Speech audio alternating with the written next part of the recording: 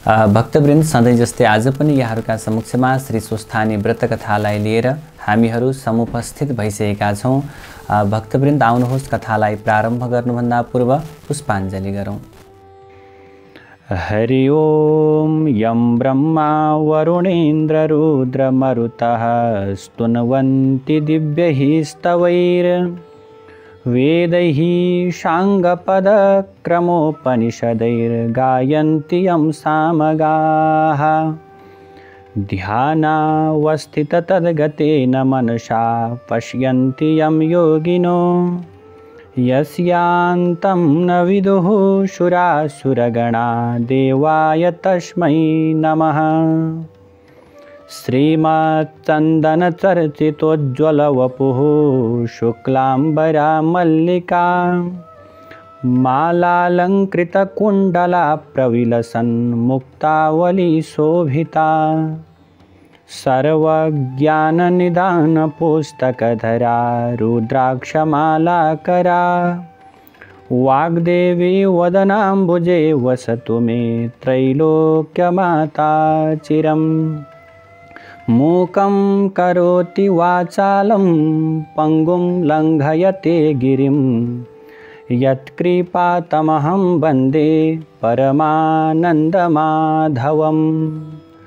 नमो भगवते तस्मै व्यासायामित तेजसे यस्य प्रसादाद् वक्ष्यामि नारायणकथामिमाम्। नारायणं नमस्कृत्य नरं चैव नरोत्तमं देवीं सरस्वतीं व्यासं ततो जयमुदीरयेत्। स्वस्थानी परमेश्वर्यै नमो नमः। अथ नवमोऽध्यायः। श्री स्वस्थानी व्रत कथा को 9औं अध्यायमा कुमारजीले आज्ञा गर्नुहुन्छ अगस्त्य मुनि। त्यहाँ पछि इन्द्रादि समस्त देवताहरू महादेवले सती देवीलाई त्यसरी पीठमा बोकेर पृथ्वी भ्रमण गरेर हिँडेको देखेर अत्यन्तै आश्चर्यचकित भएर वैकुण्ठमा गएर भगवान विष्णुसँग बिन्ती गर्दछन्, भन्दछन्, हे परमेश्वर, महादेवले शोक गरेको देखेर दुखी नहुने यो समस्त ब्रह्माण्डमा एउटा जीव पनि पाइने छैनन्। हजुरले यो ब्रह्माण्डको रचना गर्ने र शिवजीले रक्षा गर्ने हो। हजुर दुईले नगरे विश्वको सुरक्षाहरू कसले गर्ला र प्रभु? यो बखत शिवजी दक्षको यज्ञबाट सती देवीलाई पीठमा बोकेर पृथ्वी भ्रमण गरिरहनु भएको छ। जबसम्म सती देवीको मृतदेह रहला तबसम्म शिवजी भ्रमण गरिरहनु हुनेछ। अब हजुरको मायाले सती देवीको शरीरमा माखा अथवा झिङ्गालाई सृष्टि गरेर औँसा अथवा किरा पारेर सती देवीको अङ्ग गलाएर पतन गराइदिनुहोस्। हजुरले यो प्रकारको मायालाई सिर्जना गरिदिनु पर्यो प्रभु भनेर भगवान विष्णुका समक्षमा बिन्ती गर्दछन्। सकल देवताहरूको यस्तो प्रकारको वचनलाई सुनेर भगवान विष्णुले आज्ञा गर्नुहुन्छ, हे देवता हो, तिमीहरूको कल्याणका लागि म आफ्नो मायाले झिङ्गा उत्पन्न गराएर औँसा पारेर सती देवीको देह गलाएर पतन गराउँला। यसमा तिमीहरूले कुनै पनि प्रकारको शङ्का नगरी अब तिमीहरू अमरावती जाऊ। भगवान विष्णुको यस्तो प्रकारको आश्वासन पाइसकेपछि देवताहरूले पनि हवस् भनेर भगवान विष्णुलाई साष्टाङ्ग दण्डवत प्रणाम गरेर आफ्ना आफ्ना लोकतर्फ फर्के। अनि विष्णु भगवानले आफ्नो मायाद्वारा झिङ्गा उत्पन्न गराएर औँसा पारिदिनु भयो। अनि सती देवीको शरीर टुक्रा टुक्रा भएर पतन भयो। जहाँ जहाँ अङ्ग पतन भयो त्यहाँ त्यहाँ एक एक पीठ उत्पन्न भयो। त्यहीँ त्यहीँ ब्रह्माजीले एक एक स्वयम्भू लिङ्ग उत्पन्न गराउनु भयो। सबैभन्दा पहिले नेपालमा गुह्य पतन भयो। नेपाल पीठ गुह्येश्वरी देवी, चन्द्रघण्टा योगिनी सिद्धेश्वर महादेव उत्पन्न भई शिवशक्ति स्वरूपले रहे। त्यसै पुण्य भूमिमा इन्द्रादि देवता आएर तपस्या गरे। ईश्वरीले अत्यन्त प्रसन्न भएर सत्य त्रेता द्वापर र कली यी चारै युगमा देवताकै नामले प्रख्यात भए भनेर वरदान दिनुभयो। फेरि वाराणसीमा पुग्दा शिरपतन भयो वाराणसी पीठ विशालाक्षी देवी सङ्कटा योगिनी विश्वेश्वर महादेव उत्पन्न भए शिवशक्ति स्वरूपले रहे। त्यो प्रकारको मोक्ष भूमिमा गन्धर्वहरू आएर नाचगान गरेर नाचगानद्वारा तपस्या गरे। ईश्वरी प्रसन्न भएर वाक्य सिद्धि हुने वरदान दिनुभयो। फेरि कामरूपमा पुग्दा छाती पतन भयो। कामरूप पीठ कामाक्षा देवी कीर्ति योगिनी चक्रधरेश्वर महादेव उत्पन्न भए शिवशक्ति स्वरूपले रहे। त्यो प्रकारको पुण्य भूमिमा यक्षगण आएर तपस्या गरे। ईश्वरी प्रसन्न भएर स्वर्ग मर्त्य पातालमा सदा यक्षगणका नामले विख्यात हुनेछौ भनेर वरदान दिनुभयो। फेरि पौरबन्धमा गएर दाहिने कान पतन भयो। पौरबन्ध पीठ अम्बिका देवी चन्द्रबेगा योगिनी धनेश्वर महादेव उत्पन्न भई शिवशक्ति स्वरूपले रहे। त्यो प्रकारको पुण्य भूमिमा दैत्यगण आएर तपस्या गरे। ईश्वरी प्रसन्न भएर देवगणलाई जित्न सके भनेर वरदान दिनुभयो।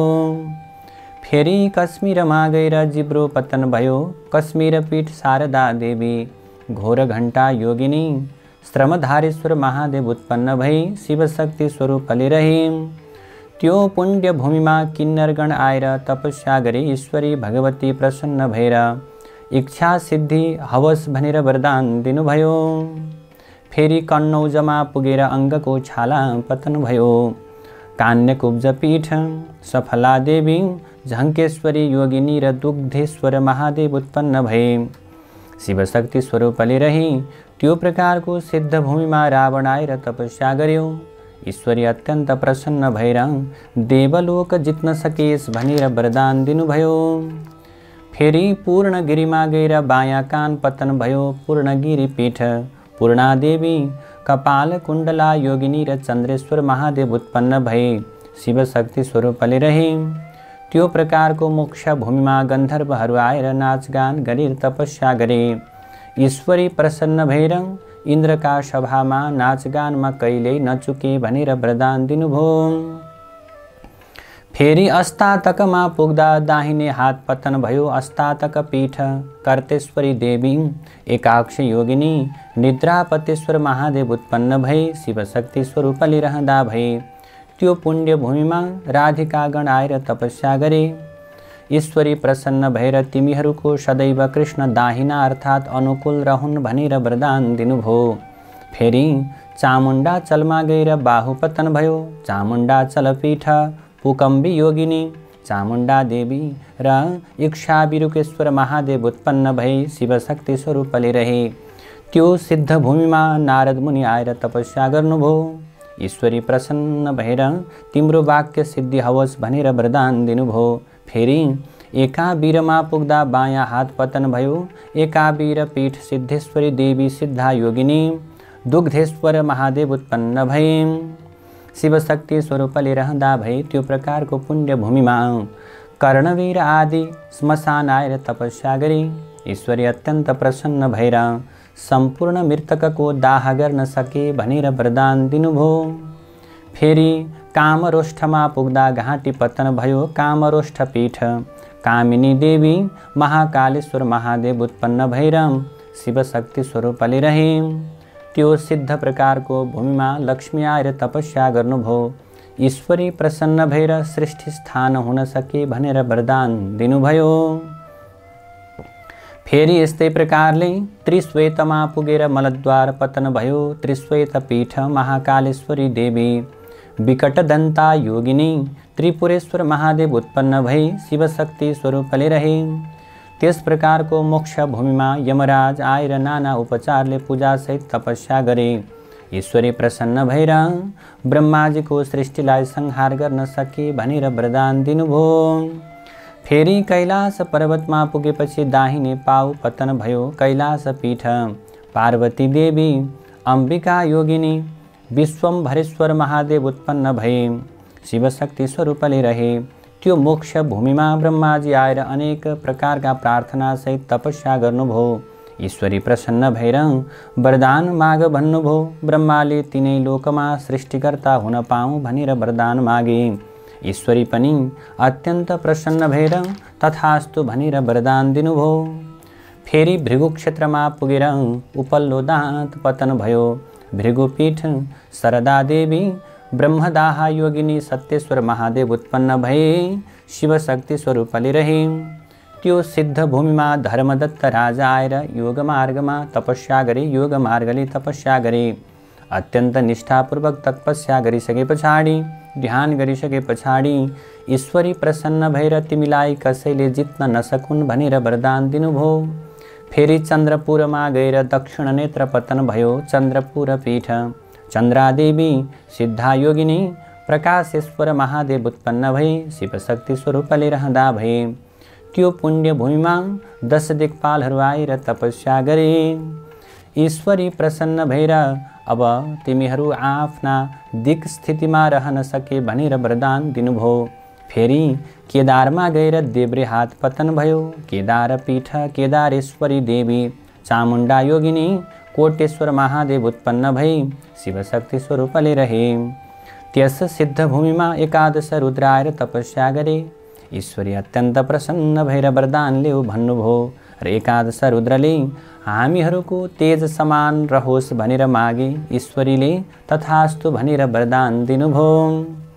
फेरि श्रीपीठमा पुग्दा तालु पतन भयो। श्रीपीठ कमला देवी भद्रा योगिनी कमलेश्वर महादेव उत्पन्न भए शिवशक्ति स्वरूपले रहँदा भए। त्यस सिद्ध भूमिमा अष्टवसु आएर षोडशोपचारले पूजा र तपस्या गरे।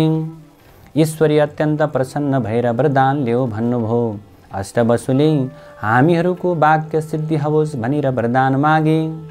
ईश्वरीले तथास्तु भनेर वरदान दिनुभयो। फेरि एकाबीरमा गएर नाभि पतन भयो। एकाबीर पीठ एकबीरा देवी गोरक्षा योगिनी हाटकेश्वर महादेव उत्पन्न भई शिवशक्ति स्वरूपले रहे। त्यस पुण्य भूमिमा नागहरू आएर नाना रत्न मणिमाणिक्य चढाएर पूजा र तपस्या गरे। ईश्वरी अत्यन्त प्रसन्न भएर वरदान ल्याऊ भन्नुभयो। नागहरूले सप्त पातालको अधिपतित्व प्राप्त होस् भनेर वरदान माग्दा ईश्वरीले तथास्तु भनेर वरदान दिनुभयो। फेरि जालन्धरमा पुगेर तल्लो ओठ पतन भयो। जालन्धर पीठ जालपा देवी ज्वालामुखी योगिनी पिशाचेश्वर महादेव उत्पन्न भए शिवशक्ति स्वरूपले रहे। त्यस सिद्ध भूमिमा कामधेनु गाई आएर नित्य दूध अर्पण गरेर अत्यन्त सुन्दर प्रकारले तपस्या गरिन्। ईश्वरी अत्यन्त प्रसन्न भएर वरदान ल्याऊ भन्नुभयो। कामधेनुले मेरो दूध दही घिउ मलमूत्र सधैँ पवित्र मानियोस् भनेर मागिन्। ईश्वरीले तथास्तु भनेर वरदान दिनुभयो। फेरि कुशलान्तमा पुगेर कपालका केश पतन भए। कुशलान्तक पीठ भूतघण्टा योगिनी क्षीरेश्वर महादेव उत्पन्न भए शिवशक्ति स्वरूपले रहे। त्यस मोक्ष भूमिमा अश्विनी आदि 27 नक्षत्र आएर भक्तिका साथमा तपस्या गरे। ईश्वरी प्रसन्न भएर वरदान ल्याऊ भन्नुभयो। नक्षत्रहरूले ज्योतिष शास्त्र हाम्रो अधीनमा रहोस् भनेर मागे। ईश्वरीले तथास्तु भनेर वरदान दिनुभयो। फेरि मल्लवीमा पुगेर बायाँ पैताला पतन भयो। मल्लवी पीठ महाकाली देवी कराला योगिनी भूपालेश्वर महादेव उत्पन्न भई शिवशक्ति स्वरूपले रहे। त्यहाँ द्वादशादित्य आएर तपस्या गरे। ईश्वरी प्रसन्न भएर वरदान माग भन्नुभयो। द्वादशादित्यले हामी 12 महिनाका अधिपति रहौँ भनेर मागे। ईश्वरीले पनि तथास्तु भनेर वरदान दिनुभयो। फेरि देवकोटमा पुगेर बायाँ घुँडा पतन भयो। त्यहाँ बायाँ घुँडा पतन भइसके पछाडि देवकोट पीठ भद्राक्षी देवी ललिता योगिनी र मातेश्वर महादेव उत्पन्न भई शिवशक्ति स्वरूपले रहे। त्यस प्रकारको पुण्य भूमिमा मेषादि 12 राशि आएर तपस्या गरे। ईश्वरी प्रसन्न भएर वरदान माग भन्नुभयो। राशिहरूले मनुष्यहरू सधैँ हाम्रा अधीनमा रहन् भनेर मागे। ईश्वरीले पनि तथास्तु भनेर वरदान दिनुभयो। फेरि गोकर्णमा पुगेर बायाँ कान पतन भयो। गोकर्ण पीठ भैरवी देवी त्यस्तै गरेर एक जङ्घा योगिनी यागेश्वर महादेव उत्पन्न भए शिवशक्ति स्वरूपले रहे। त्यस सिद्ध भूमिमा विष्कुम्भादि योगहरूले ठुलो कष्ट सहेर तपस्या गरे। ईश्वरी प्रसन्न भएर वरदान ल्याऊ भन्नुभयो। ती योगहरूले ज्योतिष शास्त्र हाम्रा अधीनमा रहन् भनेर मागे। ईश्वरीले पनि तथास्तु भनेर वरदान दिनुभयो। फेरि अट्टहासमा पुगेर तल्ला दाँतहरू पतन भए। अट्टहास पीठ भ्रामरी देवी शङ्खधरा योगिनी शतभूतेश्वर महादेव उत्पन्न भए शिवशक्ति स्वरूपले रहे। त्यस सिद्ध भूमिमा बागमती आदि नदीहरू आएर जल चढाएर अत्यन्त भक्तिपूर्वक तपस्या गरे। ईश्वरी प्रसन्न भएर वरदान माग भन्दा बागमती आदि नदीहरूले हामीमा भुक्ति र मुक्ति दिने अधिकार होस् भनेर मागे। ईश्वरीले पनि तथास्तु भनेर वरदान दिनुभयो। फेरि मातुलेश्वरमा पुगेर दाहिने स्तन पतन भयो। मातुलेश्वर पीठ योगेश्वरी देवी पिङ्गला योगिनी बुधराधेश्वर महादेव उत्पन्न भई शिवशक्ति स्वरूपले रहे। त्यस पुण्य भूमिमा आएर कश्यपादि ऋषिहरूले तपस्या गरे। ईश्वरी प्रसन्न भएर वरदान ल्याऊ भन्नुभयो। ती ऋषिहरूले चारै वेद हाम्रा अधीनमा रहन् भनेर मागे। ईश्वरीले तथास्तु भनेर वरदान दिनुभयो। फेरि विश्वमा पुगेर वाया स्तन पतन भयो। अब त्यहाँ विश्वपीठ भुवनेश्वरी देवी भुवना योगिनी कृष्णवर्णेश्वर महादेव उत्पन्न भई शिवशक्ति स्वरूपले रहे। त्यस सिद्ध भूमिमा श्रीकृष्ण आएर भगवान श्रीकृष्ण आएर तपस्या गर्नुभयो। ईश्वरी प्रसन्न भएर वरदान माग भन्नुहुन्छ। श्रीकृष्णले तीनै लोकका भक्तहरू मलाई देखेर अत्यन्त मोहित हुन् भनेर माग्नुभयो। भगवानले मेरो भक्तिद्वारा मेरो शक्तिद्वारा सबैलाई आकर्षण मैले गर्न सकूँ भनेर माग्दा ईश्वरीले पनि तथास्तु भनेर वरदान दिनुभयो। जय जय श्री स्कंद पुराणे केदारखण्डे माघ महात्म्ये कुमार अगस्त्य संवादे श्री स्वस्थानी परमेश्वर्या व्रतकथायां सती देवी अंगपतनं नाम नवमोऽध्यायः। नारायण हरि हरि। भक्तवृन्द, कथाको समापनसँगै आउनुहोस् पुनः पुष्पाञ्जलि गरौँ।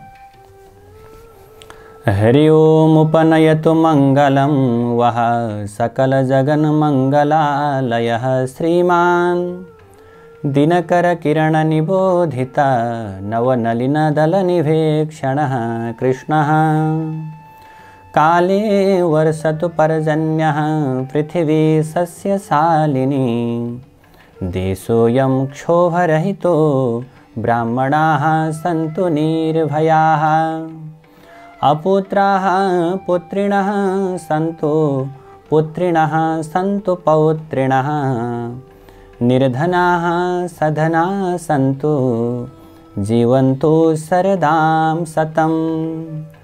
तत्रैव गंगा यमुना च तत्र गोदावरी सिंधु सरस्वती च तीर्थानि सर्वाणि वसन्ति तत्र यत्राच्युतोदार कथा प्रसंगः। या कुन्देन्दुतुषारहार धवला या शुभ्रवस्त्रावृता या वीणा वरदण्डमण्डितकरा या श्वेतपद्मासना या ब्रह्माच्युतशङ्करप्रभृतिभिर्देवैः सदा वन्दिता सा मां पातु सरस्वती भगवती निःशेषजाड्यापहा। कायेन वाचा मनसेन्द्रियैर्वा बुद्ध्यात्मना वा प्रकृति स्वभावात् करोमि यद्यत् सकलं परस्मै नारायणायेति समर्पयेतत्। नारायणायेति समर्पयेतत्। श्री स्वस्थानि दिव्यार्पणमस्तु।